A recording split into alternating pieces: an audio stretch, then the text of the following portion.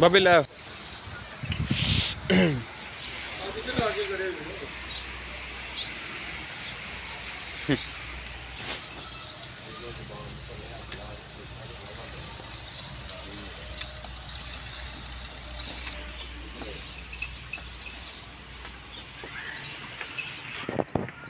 ਠੰਡੀ ਹੋ ਗਈ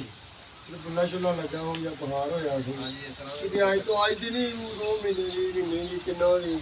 ਜਦੋਂ ਕਿਤੇ ਥੋੜਾ ਸੀ ਕੰਮ ਹੋਰ ਉਹ ਗਲਾ ਜੂੜਾ ਪਾਣੀ ਨੂੰ ਅੱਗੋਂ ਫੁੱਲਾ ਨਹੀਂ ਪਿੱਛੋਂ ਖੋਲ ਗਈ ਉਹ ਹੋ ਗਏ ਉਹਨੇ ਆ ਕੇ ਉਹਨਾਂ ਬਰਾਮਦ ਸਭ ਪੱਕ ਦੇ ਮਿੱਠਾ ਤੇਲ ਲੈ ਗਏ ਤੇ ਨਾਲ ਕੋਈ ਵਿੱਚ ਲੌਂਗ ਦਾਲਚੀਨੀ ਅਦਰਕ ਦਾ ਪਾ